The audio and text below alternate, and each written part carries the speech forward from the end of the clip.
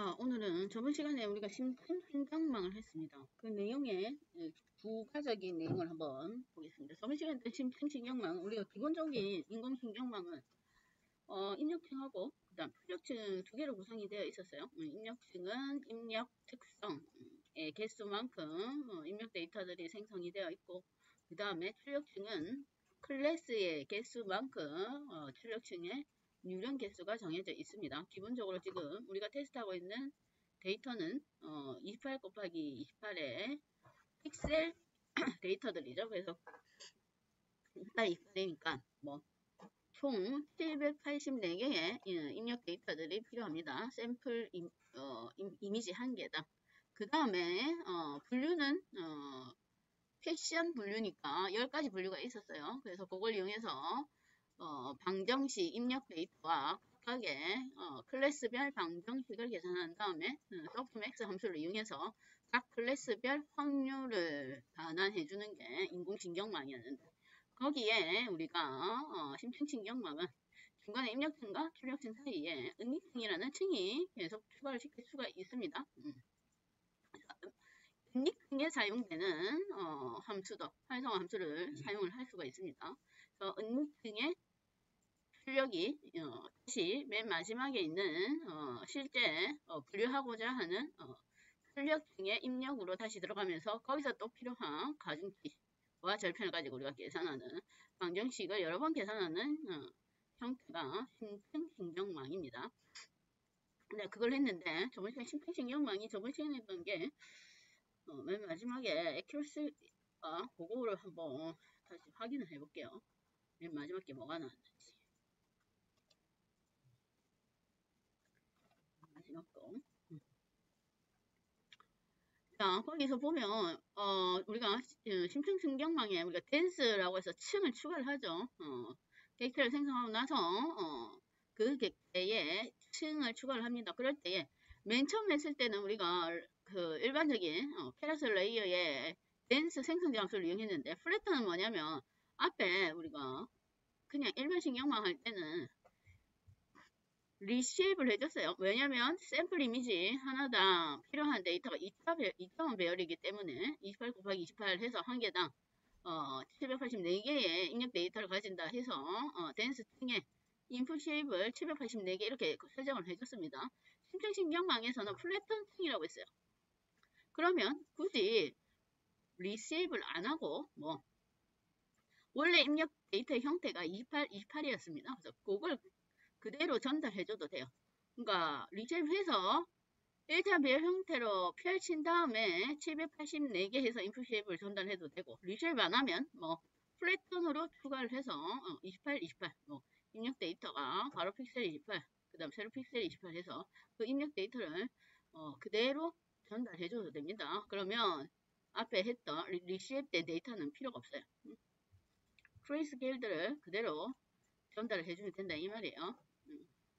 테스트 스케일더가 이것도 계속 처리해야 되겠네. 리쉐입을 할 필요 없이 그대로 데이터 전달할 때 플래턴 층으로 전달합니다. 얘는 그냥 입력 데이터에 배열 형태만 넘겨주면 됩니다. 그럼 알아서 784개를 계산을 해서 각각의 은닉층과 출력층에 전달을 하게 됩니다. 전 이래 놓고 저번 시간에 했던 심층신경망을 다시 한번 실행을 해서 확인만 하겠습니다. 액큐러시 정확도만 확인을 해보고 오늘 할 내용을 한 다음에 또 정확도를 비교해 봐야 되니까. 자, 기본적으로 F크는 5번. 지금 우리가 적당한 F크도 아직 못 찾았어요. F크는 우선 5번 해놓고 확인을 해볼게요.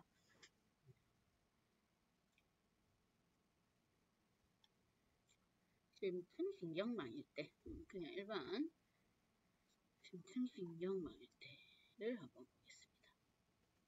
기본 딥러닝 은닉층이 지금 1개입니다. 1개.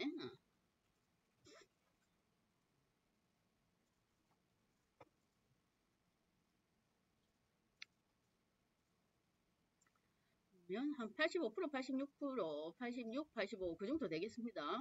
지금 현재 네 번째 보면 87까지 코스트가 손실인데 53에서 해서 30뭐까지 33까지 줄어들었고 에큐러시는 87까지 올라가고 있네요. 월 87.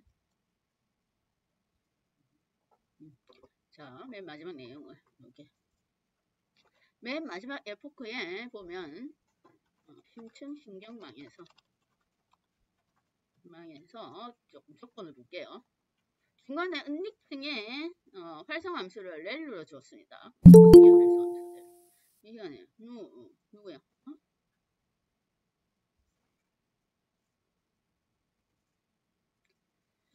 자, 은닉층의 활성함수. 은닉층 활성함수는 렐루. 그럴 때에 에큐러시는 이 정도 됩니다. 얘가 훈련 데이터 에큐러시는 88%, 그 다음에 검증 데이터 에큐러시도 88%. 88%가 잘 안 나오는데. 이번 거 봅시다. 심층신경망에 썸머리 돌리고 주문초에 손모션 타겟 거는 맞네요. 88%. 88%까지 되어 있고, 오늘은 여기에다가 또 성능을 더 높일 수 있는 방법을 한번 확인해보겠습니다.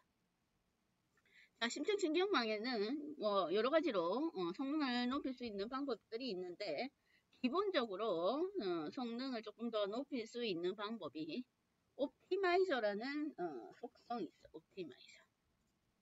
자, 옵티마이저는 뭐냐면 우리가 앞에 확률적 경사하강법이 있었죠.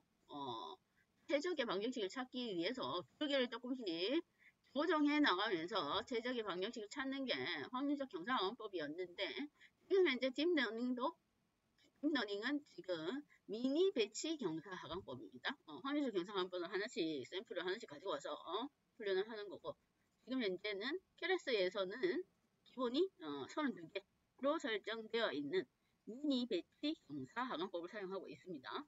그럴 때 그 경사하강법을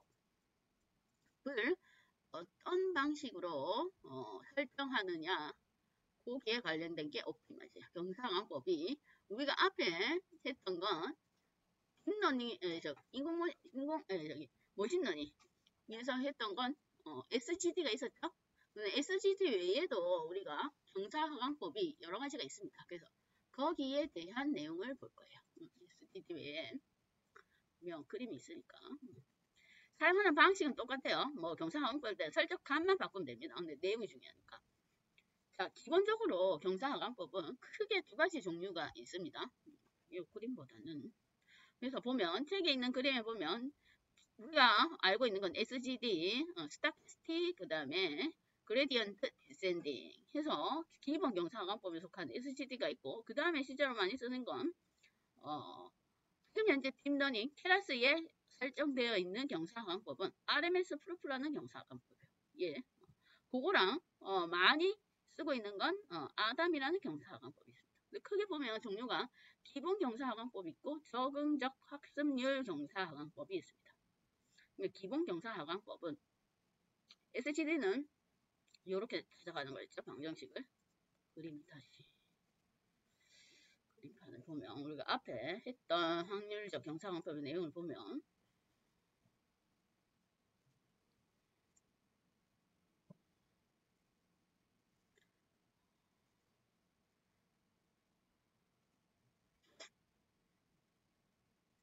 자, 얘가 만약에 최적의 방정식이라고 방정식을 이용한 직선 그래프라고 치면 우리가 확률적 경사하강법은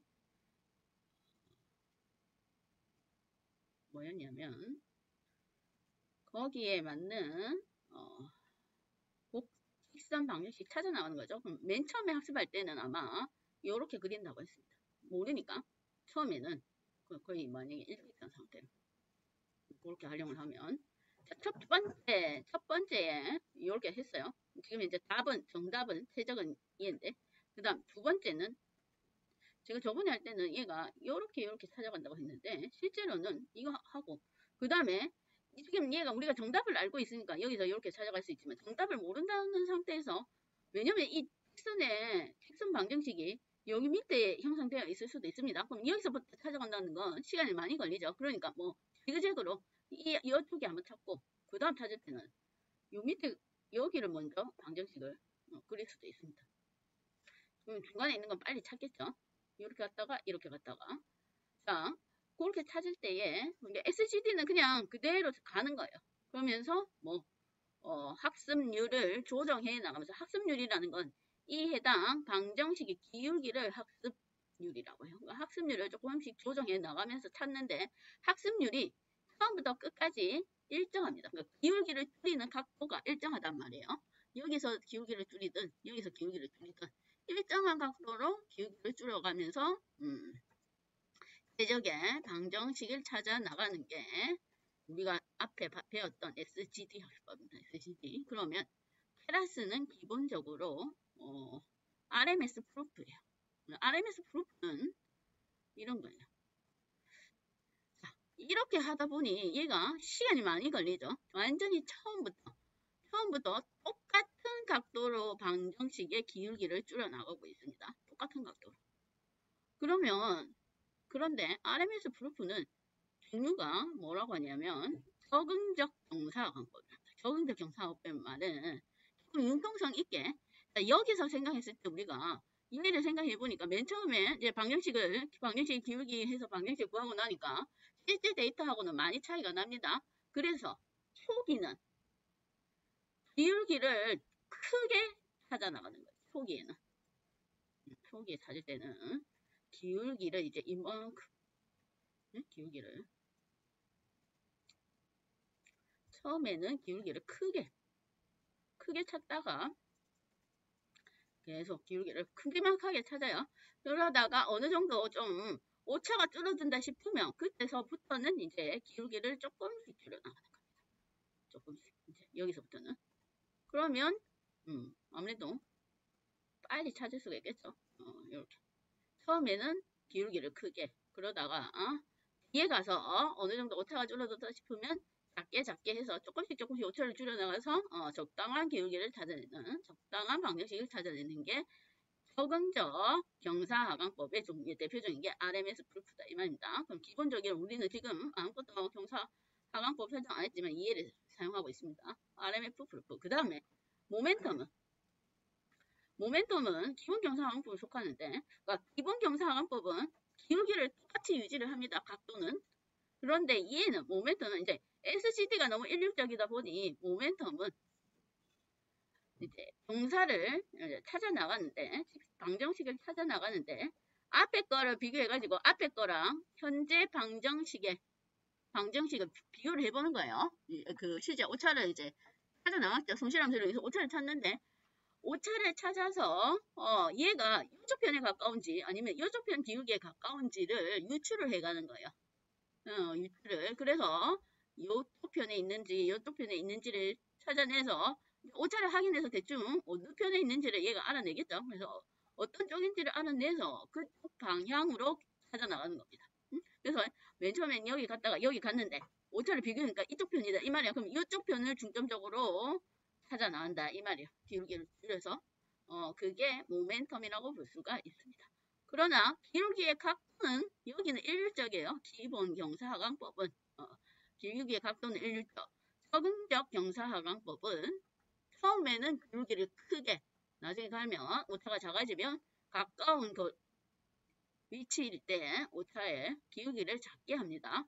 제일 대표적인 거 요즘 많이 쓰는 건 아람이라는 경사하강법입니다. 얘는 RMS 프루프와 모멘텀을 합친 거예요. 그러니까 기본 경사하강법. 그러니까 얘는 모멘텀은 뭐 이전의 걸 비교해가면서 찾아 나가는 거예요. 그러면 아담은 이전의 걸 비교도 하고 그 다음에 비교하면서 처음에는 기울기를 크게 그 다음에 오차가 작으면서 기울기를 조금씩 죽여나가는 적응적 경사하강법도 같이 반영을 하는 게 아담입니다. 각각의 장점을 합친 게 아담이라고 볼 수가 있습니다. 그래서 그 옵티마이저를 우리가 수정을 해가면서 에크루시나 로스를 조금 줄여보는 방식으로 나갈 수 있다 이 말이에요. 그래서 그게 이제 성능을 조금 더 높일 수 있는 하나의 방법이라고 보시면 됩니다. 경사항법을 설정하는 거 어떤 경사항법을 사용할 건지 그걸 설정한 게 옵티마이저예요.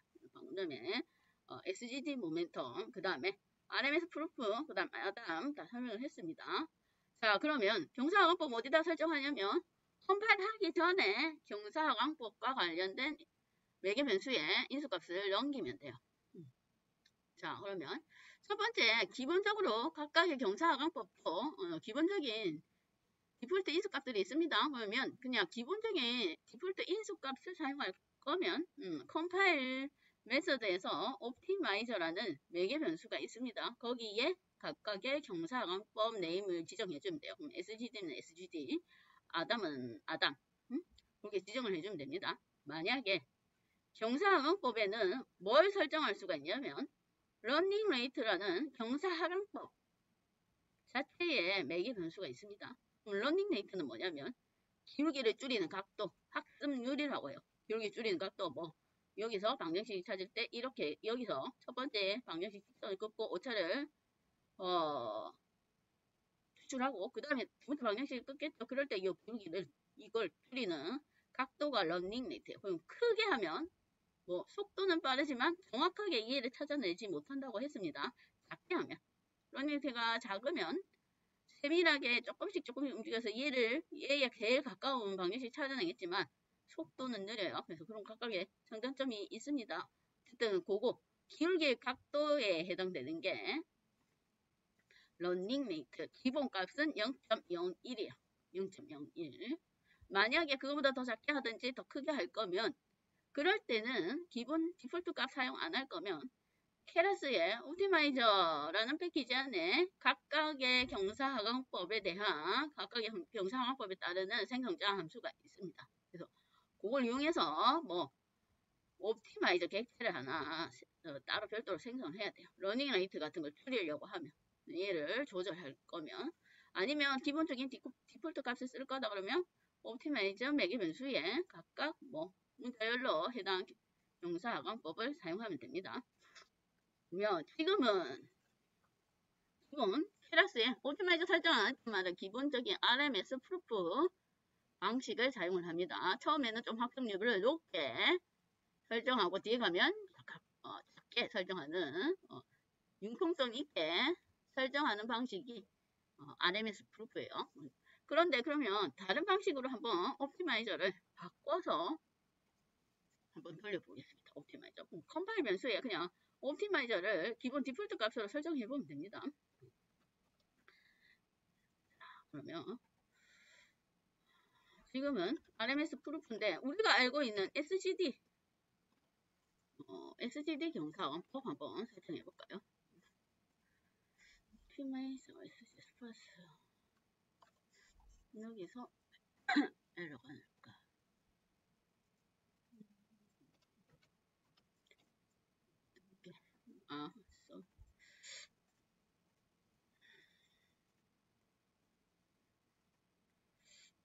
설정을 매일 변수를 대문자 했나? 이렇게 했나? 오류가 나네. 그냥 객체를 생성해서 전달해 줄게요. 왜 오류가 날까? 그러면 이렇게 객체를 생성해서 전달을 해주겠습니다. SGD 근데 스퍼스 카테고리컬 크로스 엔트로피 여기가 자 우선 기본 디폴트 값으로 그냥 다 한번 실행을 해볼게요. 될라나? 얘만 바꾸면 됩니다. 오류가 났는데 로스가 왜 오류가 날까?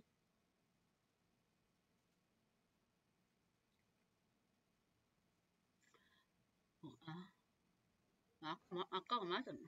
지금 내가 안 찍었네. 이게 맞았네. 그걸 안 찍었구나. 기본 디폴트 값으로 그냥 실행하겠습니다. 그러면 SGD예요. 우리가 알고 있는 기본 경사하강법.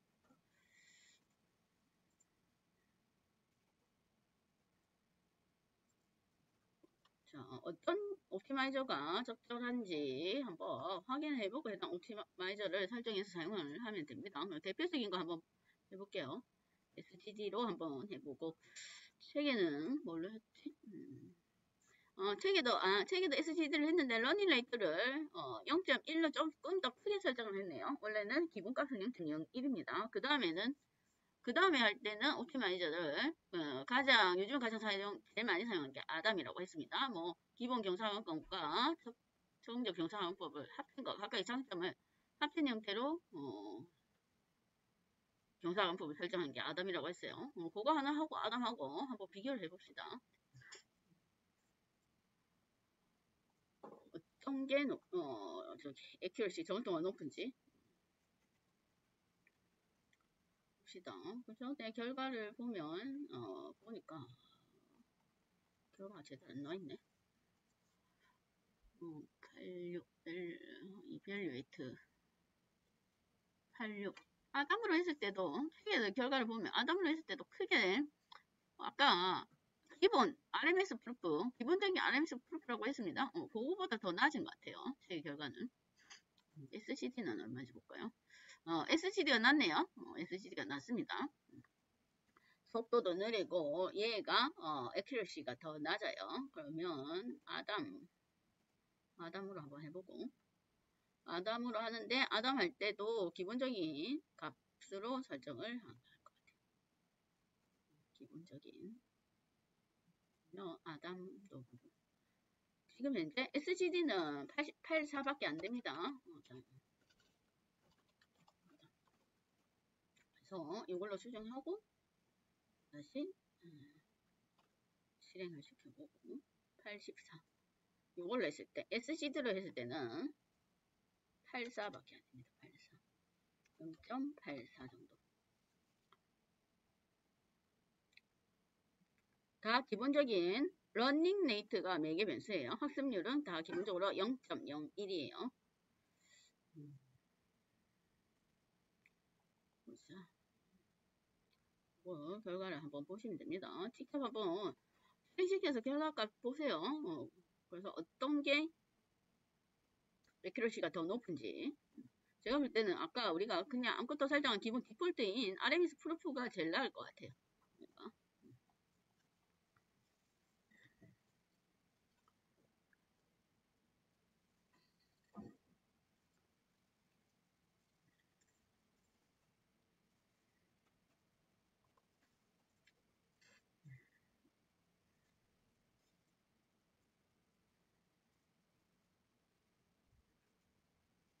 보면 88 비슷하네요. 앞에 거랑 88 0.884 앞에 우리가 기본적인 기본 RMS 프루프 했을 때가 액큐러시가 886 이니까 아담으로 했을 때랑 RMS 프루프로 했을 때가 얘는 액큐러시가 높습니다. 성능이 좋다 이 말이에요. 그러니까 적응적 경사관법이 지금 현재 이 데이터는 더 성능이 낮다고 볼 수가 있습니다. 적응적 경사관법이 아담 했을 때랑 기본인 RMS 프루프 했을 때 이 두 개 다 적응적 경사항법이에요. 근데 데이터 유형에 따라 적응적 경사항법이 성능이 더 좋을 때가 있고 그 다음 SGD가 성능이 더 좋을 때가 있습니다. 그거는 어떤 게 답이라고는 할 수가 없고 근데 요즘은 대부분 적응적 경사항법을 많이 활용을 합니다. 그래서 그걸 이제 옵티마이저를 바꿔가면서 한번 확인을 해보면 됩니다. 성능을 높이는 방법. 자, 그 다음에 나오는 내용이 이제 그 내용을 한번 보면 손실곡선 이야기 있어요. 손실곡선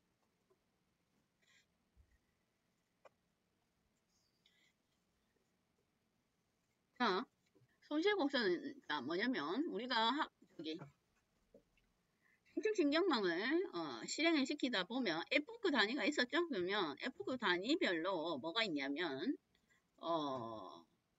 손실률하고 그 다음 액큐러시를 저장을 시켜요. 테라스에서 그걸 히스토리라는 벡터에 저장을 시킬 수가 있습니다. 각 F급마다 로스와 그 다음에 액큐러시를 저장을 시킬 수가 있어요. 그러면 그게 딕셔너리 형태로 저장이 됩니다.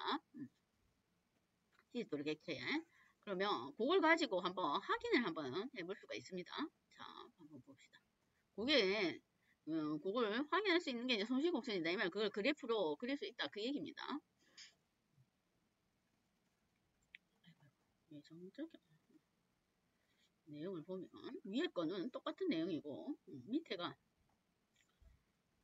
RMS 프로프랑 지금 현재 아담이랑 똑같으니까 두 개 중에 아무거나 사용을 지금 하면 됩니다. 그러니까 기본 디폴트 값을 쓰든지 아니면 뭐 아담을 쓰든지 지금 현재의 데이터는 자 내용을 보면 자, 컴파일하고 기본 그러니까 RMS 프로프 그대로 사용하겠습니다. 자, 뭘 저장할 수 있냐면 각각 에포크별로 우리가 뭐 액큐러시가 있죠.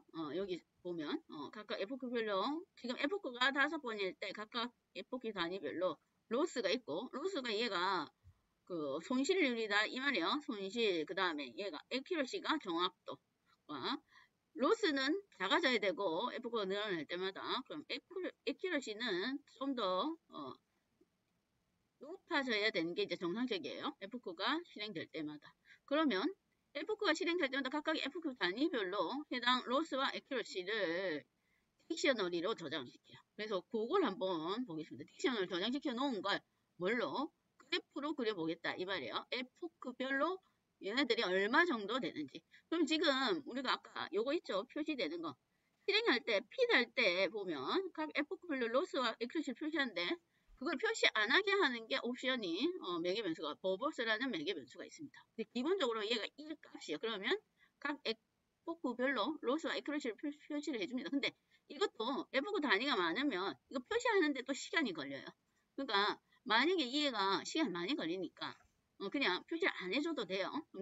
맨 마지막 이벨레이트에서 그냥 정확도만 측정할 수도 있습니다. 그 다음에 히스토리 딕셔너리로 저장이 되니까 얘를 출력을 해봐도 되고 그 내용들이 각각 저장이 된다 이 말이에요. 그래서 뭐 버버스는 0으로 설정하고 나서 그 다음에 에포크를 우리가 앞에 거는 5번 줬는데 이제 한 20번 줘볼게요. 그러니까 에포크를 많이 줬을 때에 각각의 에포크별로 얘가 어떻게 변화가 되는지를 한번 볼 거예요. 자, 그렇게 해서 저장을 시켜 보겠습니다. 그게 그 내용이에요. 그래 놓고 뭐 출력을 해보겠다 그 얘기입니다. 그래프로 한번 그려볼 거예요. 그러면 X축이 뭐가 되냐면 에포크 횟수고 Y축이 로스가 됩니다. 로스를 Y축으로 놓든지 또는 액큐러시를 Y축으로 놓을 수도 있습니다. 뭐 두 개 중에 하나 비교를 해보면 되니까. 그러면 기본적으로 이제 로스를 한번 봅시다. Y축으로 놓고 한번 그래프를 표시를 해볼게요. 얘가 버블스가 0이니까 화면에 출력은 안 돼요. 그 대신 좀 더 기다려야 되겠죠. 지금 현재 20번이에요. 에포크가. 그래서 얘를 돌려보겠습니다.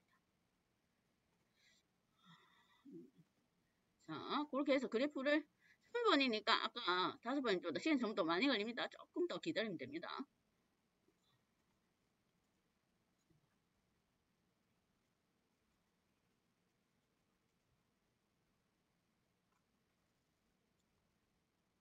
자, 책에는 에포크를 5번 하고 나서 이제 거기에 따르는 에포크 횟수마다 뭐 로스 값하고 그 다음에 에포크가 증가할 때에 액큐러시가 있어요. 그러니까 거기에 대한 그래프를 확인을 하고 있는 거예요. 그러면 뭐 할 거냐면 궁극적으로 이 그래프를 그려서 뭐 할 거냐면 우리가 앞에 머신러닝에도 해퍼 파라미터를 조정할 때에 에포크 여기 뭐 그래프를 많이 활용을 했습니다. 뭐 그래프를 비교해가면서 적정한 뭐 앞에 머신러닝 할 때는 훈련 데이터의 정확도와 그 다음에 테스트 데이터의 정확도를 비교를 해서 뭐 비교가 가장 가까우면서 그 다음 제일 정확도가 높은 값 그게 적절한 뭐그 변수 값이라고 했습니다. 그럼 얘도 뭐 비교를 해볼 거예요. 에포크 단위를 많이 두고 각각의 에포크별로 로스라든지 액큐러시를 비교를 해서 각각 적당한 에포크가 뭔가를 찾아내겠다. 그 얘기입니다. 그러면 예를 들면 아직 돌아오고 있는지 아직 20번이니까 조금 더 기다려야 돼요. 자, 여기에 내용을 보면 팩에 있는 내용을 보면 에포크를 20번 정도 돌리면서 얘는 뭘 출력하고 있냐면 트레인드 훈련 훈련 데이터의 로스와 그 다음에 검증 데이터의 로스를 지금 출력하고 있는 거예요. 그렇죠? 각각의 로스를. 그러면 보면 훈련 데이터는 파란색 이게 훈련 데이터예요. 당연히 뭐 F9 횟수가 늘어날수록 훈련 데이터의 로스는 줄어듭니다. 그렇죠? 근데 얘가 주황이가 지금 검증 데이터예요. 검증 데이터의 로스는 어느 정도 줄어들다가 F9가 늘어날수록 로스가 더 올라가고 있어요. 그러면 얘는 근데 이 말이죠. 그러니까 20번은 로스를 보십시오. 20번째 맨 끝에 거는 로스가 0.45 정도에 가까운 거예요. 근데 훈련 데이터 로스는 뭐 0.25도 안 됩니다. 그럼 이렇게 되면 얘가 적당한 값이 아니라고 했습니다. 뭐 F크를 우리가 기본적으로 훈련 횟수를 늘리면 늘릴수록 어디 훈련 데이터에 적합한 모델이 형성이 된다고 했어요. 그러면 훈련 데이터에 적합하면 얘가 검증 데이터도 같이 로스가 줄어들어야 되는데 훈련 데이터만 로스가 줄어들는지 또는 훈련 데이터만 액큐러시가 늘어나게 되면 얘를 과대적합이라고 했습니다. 그럼 과대적합을 줄여야 된다 이 말이에요. 그래서 적당한 F9 횟수가 어딘지를 확인을 할 수가 있습니다. 그럼 얘는 적당한 F9 횟수가 얘의 최대 F9 수는 아닙니다. 20번은 아니에요. 물론 훈련 데이터는 아주 로스가 줄어들고 있지만 얘는 아니다 이 말이에요. 갈수록 한 여기서부터는 한 7.5 정도부터는 여기서부터는 계속 올라가는 형태예요. 그러니까 여기에 있는 건 안 되고 그 다음에 여기도 지금 5는 안 되겠네요. 여기가 그래프가 올라가 있으니까 그럼 여기가 5 이전이 근데 지금 액큐러시가 0부터 시작하니까 여기가 뭐 3, 4 정도 되겠습니다. 그러니까 그 정도의 F9만 줬을 때가 제일 적당한 F9 횟수다 이 말이에요. 그러니까 그래프를 보고 적당한 F9를 확인해 볼 수가 있습니다. 이제 맨 마지막 거는 뭐냐면 그거 맨 마지막은 evaluator 요거 때문에 뜨는 거예요. 88이고 F9 20번 했을 때 88이고 로스는 0.46 정도 되네요. 그 다음에 그래프가 책이랑 설정이 다른가? 조금 뭐 데이터가 우리가 다를 수가 있습니다. 랜덤을 했고 랜덤 스테이트 42로 했고 3개는 뭘 설정을 달리했을까? 로스 똑같은데 3개 소스를 봐야 되겠다. 어쨌든 뭐 3개 있는 그림하고 그래프 조금 비슷하죠? 이렇게 봤을 때 이 그래프도 뒤로 갈수록 이 주황색 뭐 검증 에큐러시 높아져요. 그러니까 안 됐다 이 말이에요. 여기도 높고 그렇죠? 여기도 높고 여기 요 정도가 적당하다 이 얘기입니다. 4번 아니면 5번. 그러니까 기본적으로 앞에 했던 우리가 예전에 썼던 F9 횟수가 제일 적당합니다. 느린다고 좋은 건 아니다 이 말이에요. 그래서 그래프를 이용해서 우리가 확인을 한번 해볼 수가 있습니다. 그게 히스토리 객체가 우리가 히스토리가 저장이 되어 있습니다. 확인이 여기 출력을 여기 출력이 되어 있네요. 자, 여기 에포크가 20번이었죠? 그래서 뭐 각 에포크 횟수마다 뭐 로스면 손실률이에요. 손실률. 얘가 저장되어 있고 딕셔너리로 저장이 되어 있는 거예요. 여기 있죠? 딕셔너리로. 로스 20번이니까 20번째 저장이 되어 있을 거고 그 다음에 봅시다. 액큐러시도 20개 저장이 되어 있죠. 얘는 각 에포크별 액큐러시. 그러니까 보세요. 액큐러시가 20번일 때는 액큐러시가 9위까지 갑니다. 아까 그래프가 그 뒤에 액큐러시 여기 F9 20번일 때는 로스가 확 줄어드니까 훈련 데이터에 액큐러시는 높아요. 그러니까 9위까지 갔습니다. 그러나 밸류 로스 검증 데이터에 로스를 확인해 보면 크다 이 말이에요. 로스가 4, 6까지 간다 이 말입니다.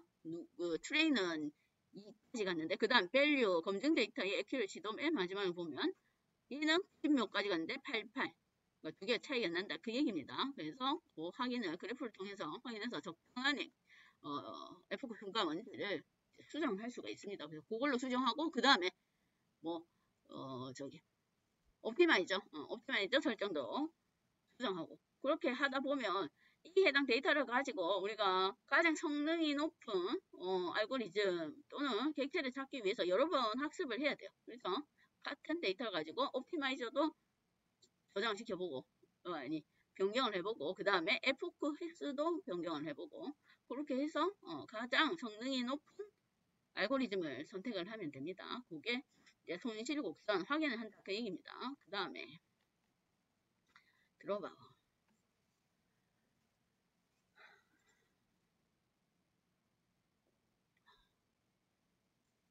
자, 그러면 드롭아웃을 한번 볼게요. 방금 전에 봤듯이 F가 높으면 높을수록 많으면 많을수록 검증 데이터의 로스는 갈수록 높아져요. 이 형태를 우리가 과적합, 과대적합이라고 했습니다. 뭐 오버피팅이라고도 하고, 그러면 과대적합을 지금 줄일 수 있는 방법을 찾아야 됩니다.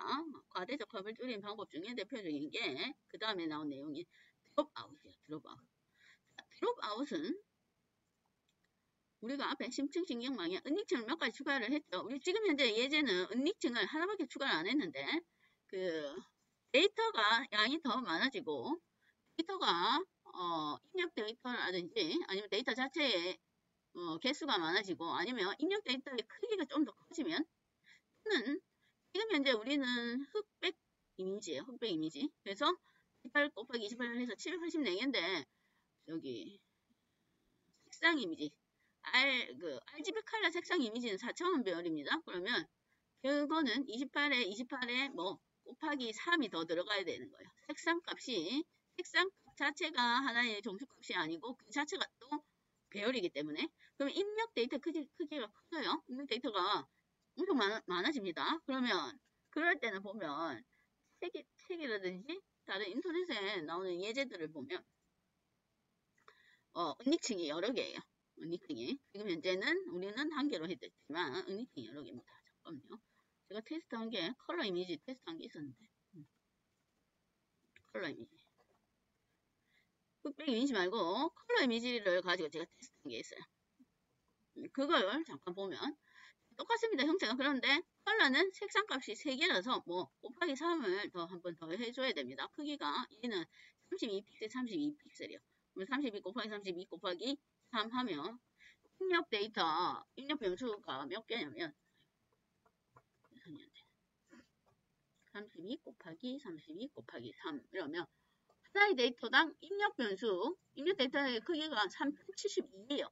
응? 3072 크죠? 그럼 이제 우리는 784개인데, 3070인데, 그럴 경우에 은닉은 여러 개 둘 수 있다. 그 얘기입니다. 그래서 지금 현재 보면, 얘는 이제 색상 이미지예요. 그럼 색상 이미지인데, 형태를 보면 뭐, 첫 번째 은닉에서의 뭐, 출력 개수 2500개. 뭐, 입력 데이터 크기가 307이니까. 그 다음에 1500개, 500개. 마지막은 얘도 분류 개수가 10개예요. 10개. 그러니까 여기에 뭐, 은닉층을 벌써 추가를 했습니다. 은닉층이 하나, 두 개, 세 개 있다. 이 말이요. 각각 활성함수는 렐루로 했어요. 렐루. 은닉층의 활성함수는. 그러니까 데이터가 크기가 입력 데이터 크기가 많고 데이터가 많으면 이렇게 지금 은닉층이 여러 개 둘 수가 있습니다. 한 개가 정답은 아니고 지금 현재는 책에 있는 데이터 테스트로 그냥 100 해서 하나만 주는 형태입니다.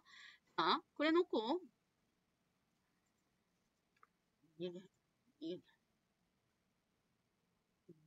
얘기하려고 했지. 이게 들어봐. 그럴 때에 들어봐 얘기하는. 지금 현재 이 은닉층이 여러 개다 치면 지금 앞에 784개의 입력 데이터가 출력이 100개예요. 그 다음에 은닉층이 여러 개면 또 출력 100개에 또 출력을 그 다음에 한 뭐 50개 하고 20개 하고 맨 마지막에 10개 정도 할 수가 있습니다. 그럼 여기에 있는 입력 변수와 그 다음에 각각의 가중치가 지금 전부 다 계산이 되는 겁니다. 그래서 복잡하게 얽혀져 있다고 해서 그걸 밀집층이라고 부른다고 했습니다. 그럴 때에 여기에 들어간 은닉층에 들어가 있는 입력 데이터들을 다 계산에 참여 안 하고 몇 개는 참여를 안 시키겠다 이 말이에요. 끈다 이 말이에요. 몇 개는 빼먹고 하겠습니다. 근데 입력 데이터는 안 돼요. 입력 데이터는 우리가 학습해야 될 원래의 데이터고 그래서 얘네들은 빼먹으면 안 되고 얘는 다 들어가야 돼요. 얘도 다 나와야 되고 중간에 있는 것들 중에서 몇 개 정도는 그냥 계산을 안 하겠다 이 말이에요. 학습에 참여를 안 시키겠다 이 말입니다. 너무 과도하게 학습을 시키니까 그게 드롭아웃이다 이 말입니다. 참여할 때 은닉층에 있는 몇 개의 데이터는 계산을 안 하기 때문에 방정식 계산할 때 그래서 그런 식으로 드롭아웃을 이용해서 우리가 과대적합을 방지를 할 수가 있습니다. 드롭아웃은 자, 과대적합을 방지를 하는데 은닉층의 뉴런을 랜덤하게 출력에 안 시키겠다 이 얘기예요. 랜덤하게 뽑습니다. 특별한 뭐 순서라든지 이런 게 있는 게 아니고 그래서 그럴 때에 뭐 얘도 드롭아웃 층을 계산을 하는 거예요. 드롭아웃 층을 하나 둡니다. 그러면 클래스 레이어 패키지에 드롭아웃이라고 있어요. 그러면 드롭아웃 할 비율을 지정해 주면 됩니다. 비율, 그러니까 몇 프로 참여 안 하고 출력에 방정식에 계산을 안 시킬 비율을 지정해 주면 됩니다. 그게 드롭아웃이에요. 그럼 드롭아웃까지 한번 볼까요? 자, 똑같아요. 똑같아요. 그 내용이 드롭아웃만 추가시키면 됩니다. 중간에 드롭아웃 여기 요걸 추가시켜볼게요. 그러면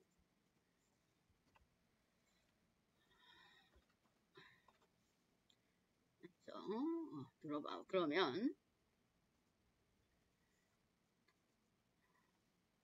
은닉층에서 은닉층에 0.3% 0.3 하면 30%는 계산에 참여를 안 하는 거예요.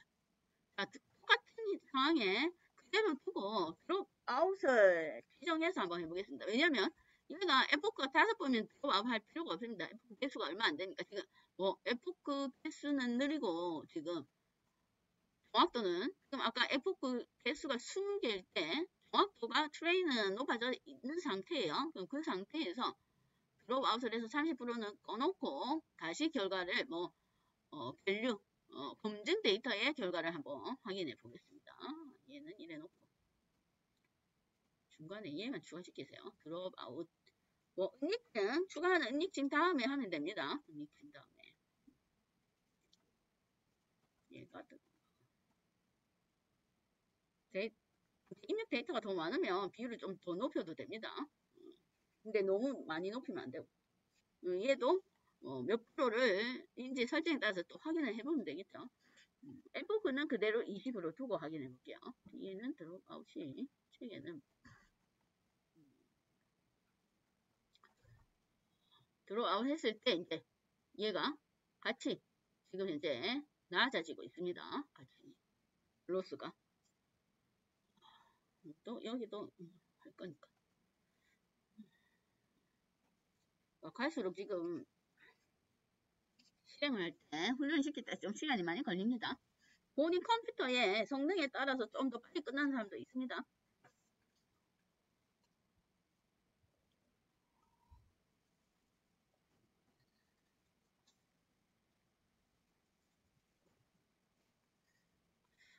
실행시키고 결과는 조금 있다가 쉬고 9시에 한번 보겠습니다.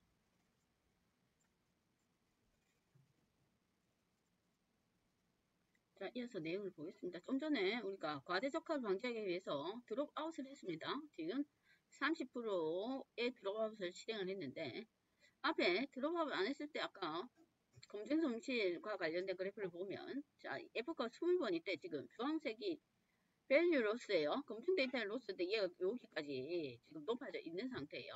자, 방금 전에 제가 뭐 드롭아웃 30%로 하고 F는 그대로 20번 실행을 했습니다. 자, 그랬더니 그래프를 비교해보면 그래프가 좀 다르죠. 앞에 거는 요거는 이렇게 높이 로스가 에포크 횟수 어느 정도를 지나면 로스가 안 줄어들고 지금 상승되어 있는 상태인데 지금 드롭아웃을 했더니 훈련 데이터의 로스는 마찬가지로 줄어들고 그 다음 얘도 그래프 보기 조금 이상하지만 어쨌든 앞에 했던 것보다는 앞에 막 4, 5까지 올라갔던 로스보다는 지금은 조금 낮은 상태에서 실행이 되고 있습니다. 그러면 지금 현재는 이제 아까 드롭아웃 안 했을 때는 한 5, 그죠? 이 정도 5번 정도로 수정하면 되는데 지금은 또 상태가 다르죠.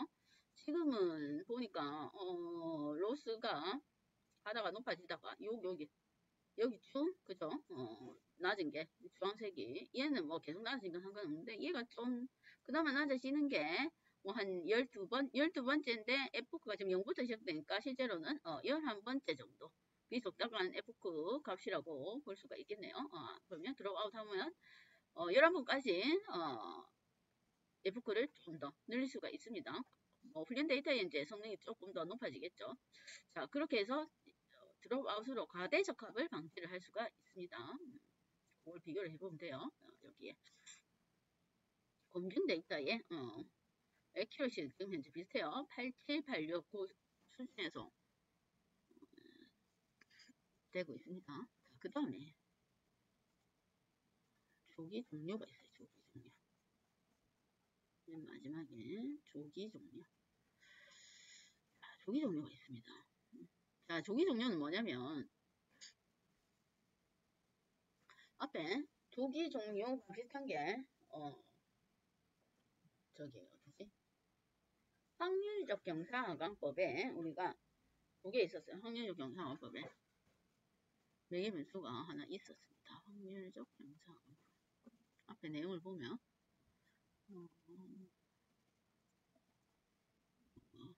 톨이 있었습니다. 톨. 자, 톨이 뭐였냐면 자, 톨이 기본적으로 non 값일 때는 무조건 설정된 f 횟수만큼 끝까지 실행을 한다고 했어요.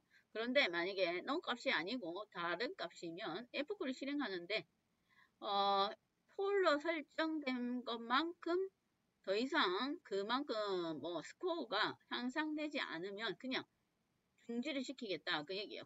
뒤에 가는 F는 더 이상 의미가 없다 그 얘기입니다. 향상이 안 되기 때문에. 그럼 만약에 기본값이 0.001 그러면 F가 기본은 여기는 100인데 한 20번 했는데 0.01보다 작게 성능이 향상이 돼요. 그러면 더 이상 실행을 안 하고 중지를 합니다. 그래서 일찍 조기 종료를 시키는 게 확률적 경상에서는 톨 값인데 그러면 얘도 딥러닝도 마찬가지예요. 심층신경망에도 그걸 지정해 줄 수가 있습니다. 왜냐면 뭐 데이터가 많고 얘는 또 딥러닝은 인공신경 머신러닝보다 현재 지금 데이터가 많죠. 6만 개의 데이터에 입력 데이터의 크기도 784개로 많습니다. 그러다 보니 F크 횟수를 늘리고 싶은데 그 다음 F크 횟수 늘리고 드롭아웃을 시키면 되니까 그런데 F크 횟수를 늘리고 싶은데 아무래도 컴퓨터 성능 문제도 있고 데이터가 많다 보니 속도가 느리다 이 말이에요. 속도가. 그래서 F크의 횟수는 늘려놓고 뭐 어느 정도 향상이 안 되면 그냥 중단시킬 수 있는 옵션들이 있습니다. 옵션이 있어요. 그게 조기 종료 옵션이에요. 자, 조기 종료는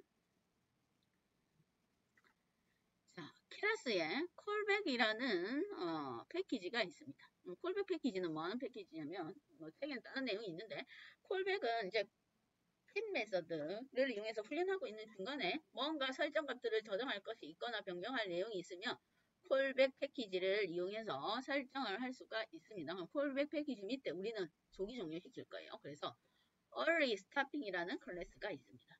말 그대로 조기 종료예요. 자, 인수값은 patience입니다. patience. 그럼 얘는 의미가 뭐냐면 patience에 설정되어 있는 값만큼 만약에 patience에 설정된 횟수에서 검증 데이터입니다. 검증 손실이 줄지 않으면 조기 종료합니다. 더 이상 해당 F코만큼 실행 안 시킬 거예요. 그러면 책에는 예제로 페이션스 2로 설정이 되어 있어요. 그 훈련 데이터의 검증 손실이 아니고 검증 데이터, 밸류의 손실입니다. 그러면 밸류 손실이 어떤 F코에서 더 이상 줄어들지 않으면 어느 정도 차이가 없으면 그냥 종료를 시키겠다 이 말이에요. 한 2번 정도 비교해 봤을 때 더 이상 성능이 줄어들지 않으면 검증 손실이 줄어들지 않으면 중단을 하겠다 이 말입니다. 그게 페이션스. 자, 그러면 얘는 그러면 객체를 하나 생성하면 됩니다. 케라스 콜백의 early stopping에서 페이션스 개수만큼 설정해 놓고 객체를 하나 생성해 주고 그 다음에 뭔가 설정하는 건 다 모델 핏에 있어요. 모델 핏. 그러면 모델 핏에 F 개수도 설정해 주고 버버스 얘는 뭐 손실률하고 에크루시 출력하는 거예요. 그것도 설정해 주고 밸리데이션 데이터 하면 밸리데이션 데이터는 히스토리에 밸리데이션 검증 데이터에 로스하고 그 다음 검증 데이터의 액큐러시를 저장할 수 있는 옵션이에요. 그것도 같이 저장해서 나중에 뭐 필요할 때 아까 검증 손실에 그래프 그릴 때 필요합니다. 자, 거기에 콜백이라는 매개 변수가 있습니다. 콜백 매개 변수에 뭘 주냐면 early stopping 객체를 리스트로 전달해줘야 돼요. 왜냐면 콜백이 얘 말고도 콜백에 들어갈 인수값들이 다른 것들도 있어요. 그래서 뭐 배열로 전달해주라 이 말이에요. 책에는 뭔가 베스트 얘를 우리가 모델 저기 알고리즘을 여러 개의 인수값들을 막 옵티마이저와 에포크와 기타 드롭아웃 인수값들 여러 개를 변환을 해보면서 뭘 저기 훈련을 시켜서 가장 좋은 성능 있죠. 가장 좋은 성능이 나오면 중간에 그 성능, 좋은 성능이 나온 모델 객체를 파일로 저장시킬 수가 있습니다. 그 설정을 하는 것도 있어요. 그것도 뭐 콜백이 들어가 있어요.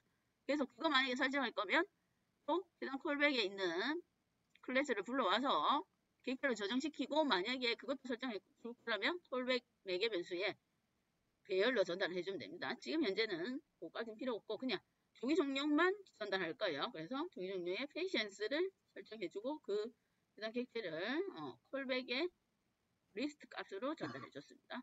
그러고 나면 이제 20번까지 안 가고 20번까지 뭐 끝까지 뭐 계속적으로 검증 손실이 줄어들면 20번까지 가겠지만 중간에 만약에 어느 정도 줄어들지 않으면 2번 이상 줄어들지 않으면 세 번째부터 안 줄어들면 그냥 종료를 시킵니다.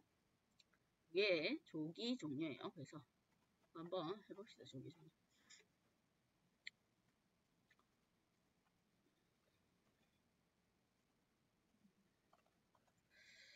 여기에는 뭐 옵티마이저를 바꿀 수도 있고 그대로 우리가 사용하는 기본 옵티마이저를 쓸 수도 있고 뭐 옵티마이저를 한번 바꿔가면서 한번 해볼까요? 책에는 아담으로 옵티마이저를 변경했습니다. 그리고 책에대로 아담으로 옵티마이저 변경하고 조기 종료를 한번 해보겠습니다. 근데 아담하고 아까 기본 RMS 프루프하고 비슷했으니까 크게 차이는 안 날 겁니다. 자, 드롭아웃도 그대로 줄 겁니다. F가 20번. 자, 페이션스 2번. 2번 하는 거예요. 그 다음에, 리스트와 베스트 웨이트 있는데 얘는 뭐냐면, 가장 최적화되어 있는 그 모델 객체를 저장을 시킬 수가 있습니다. 그것도 그냥 설정을 해놓고 나중에 확인을 할 거예요. 자, 그렇게 해놓고, 한번 그래프를 F9 횟수만큼 그래프를 훈련 데이터와 그 다음에 검증 데이터의 로스를 그래프를 한번 보겠습니다. 왜냐면 몇 번째 F9에서 얘가 중단이 됐는지 한번 확인해 볼게요. 버버스를 1로 두면 F9 그 확인도 할 수 있으니까 뭐 같이 확인을 해봐도 되고 여기서 확인해봐도 되고 그래프를 그려서 확인을 해봐도 되고 확인을 해봅시다. 요것도 20번인데 책에처럼 20번 안 갑니다. 중간에 조기 종료돼요. 한 10번째인가 11번째. 예, 그러니까 반 정도만 실행을 아마 시킬 거예요. 봅시다.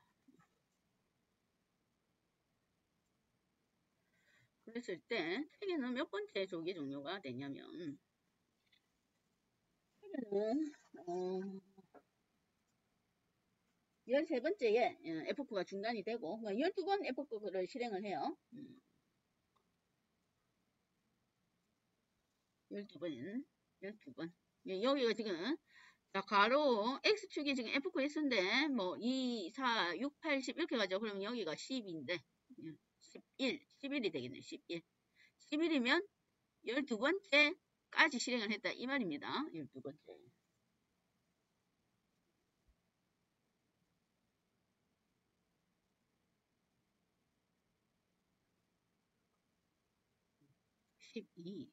책에는 12번째인데 이 그림이 잘못됐네요. PDF가 그림이 잘못됐습니다. 책에는 여기가 표시가 돼 있어요. X축에. 믿고 보면 되고 확인해 보면 되겠네요. 6번째까지 지금 넘어가고 있습니다.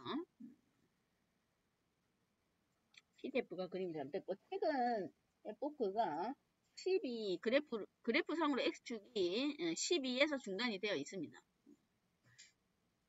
이 그래프잖아요. 여기 12라고 적혀 있어요.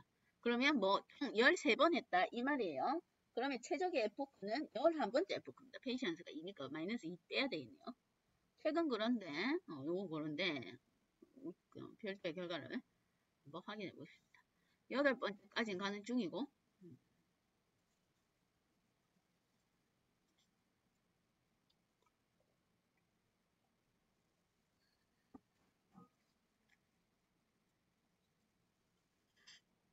그래프가 하나 나왔어요. 여덟 번째에서. 얘가 같은 데이터인데 얘는 왜 빨리 끝났을까? 뭐 컴퓨터 성능에 따라서 조금 차이가 날 수도 있긴 있습니다. 컴퓨터가 뭐 성능이 좋으면 빨리 끝날 수도 있고 중간에. 자, 한번 봅시다. 몇 번째? 자, 여기서 보면 여덟 번째에서 중단을 시켰어요. 자, 밸류 로스를 볼게요. 자, 여덟 번째면 여섯 번째 밸류 로스를 보면 3, 5, 3, 3 여기 3 다섯 번째까지는 3, 5였는데 검증 손실이 냈습니다. 그러면 여섯 번째는 3, 3, 9, 2 그런데 뭐 일곱 번째는 내려가야 되는데 올라갔네요. 여덟 번째도 올라갔어요. 그러니까 두 번 연속 안 올라갔다 이 말이에요. 그래서 이제 그러면 두 번 연속 안 올라갔으니까 그냥 중단을 시키겠다 이 얘기입니다. 그러면 여기서는 뭐 최적의 F9가 6이다 이 말이에요. 아담을 이용했을 때 최적의 F9가 그렇게 볼 수가 있어요. 그러면 early start 포인트를 설정해도 되고 아니면 얘 없애고 이제 다음부터는 그냥 F9를 6으로 설정해두고 돌리면 되겠죠. 그러면 옵티마이저를 아담 말고 다른 걸로 기본 옵티마이저인 RMS 프로프를 이용해서 또 비교를 해봅시다. 그랬을 때 우선 보면 87 검증 데이터는 87 그 다음에 훈련은 87 87이네요. 그럼 기본 RMS 원래 RMS 프로프는 어차피 조기 정리할 거니까 이걸로 한번 해볼게요. 중간에 그래프는 그래서 그래프가 7번째에 중단됐단 말은 8번 하고 중단됐다 이 얘기예요. 8번 하고 그러면 여기가 최저값이다 이 말입니다. 그렇네요. 주황색 그래프가 5 이후부터는 올라가고 있습니다. 이거 올라가면 안 되니까. 자, 다시 원래의 기본 옵티마이저인 RMS 프로프로 다시 돌려볼게요. 데이터가 맞는데? 1로 나눴고 패션 앤리스트 맞는데 책이랑 많이 차이 나나? 그렇게 차이가 책은 11번인데 여기는 6번이고 뭐가 데이터가 차이가 나지?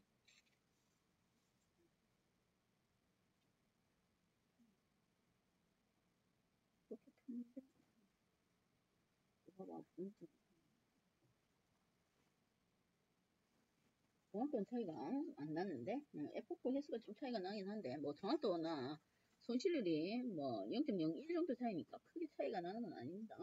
다 87, 88 이 정도에서 왔다 갔다 하네요.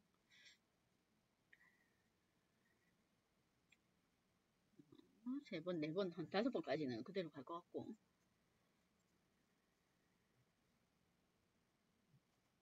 이거를 시간 조금 걸린 거지 비교를 해보면 됩니다. 자, 그 다음에 이제 다음 시간에 할 건 합성 곱신경망 하나 남았어요. 할 거 합성 곱신경망 그거 하면 인공지능 수업은 이제 종료가 됩니다. 합성 곱신경망 뒤에 순환 신경망도 있긴 한데 그게 지금 콜랩하고 여기 어디지 지금 타이참에서 실행이 안 돼요. 뭔가 업데이트가 되고 나서부터 모듈이 다 같이 업데이트가 안 돼가지고 지금 그래서 그거는 업데이트가 정상적으로 진행이 되면 하고 지금 현재 마지막 남은 건 이제 합성 곱신경망 이미지 분류에서 가장 좋은 성능을 내는 알고리즘이에요. 그거 다음 시간에 하면 끝이 납니다. 자, 결과가 봅시다. 그래프가. 자, 얘도 비슷하네요. 아까 RMS 프루프랑 아담이랑 그 차이가 안 나는 거 보니까 여기는 뭐 7번만 하고 중단을 시켰습니다. 밸류의 로스를 보면 3치까지 갔다가 다시 6번째, 7번째는 올라가고 있네요. 4, 1, 3, 8. 그래서 2번 정도 연속으로 성능이 향상이 안 됐기 때문에 중단을 했습니다. 어쨌든 정확도도 뭐 8, 7, 8, 6. 얘는 뭐가 검증 데이터에 정확도 에큐러시가 높으니까 RMS 프루프 값을 쓰면 안 되겠네요. 정확하게 뭐 훈련 에큐러시가 더 높아야 된다고 했죠. 그럼 이러면 과소적합이 되고 얘는 올바른 최적화된 모델이라고 할 수가 없습니다. 조금이라도 이해가 높아야 된다고 했습니다. 그러면 아까 아담을 이용하는 게 그나마 최적화된 모델링이라고 볼 수가 있습니다.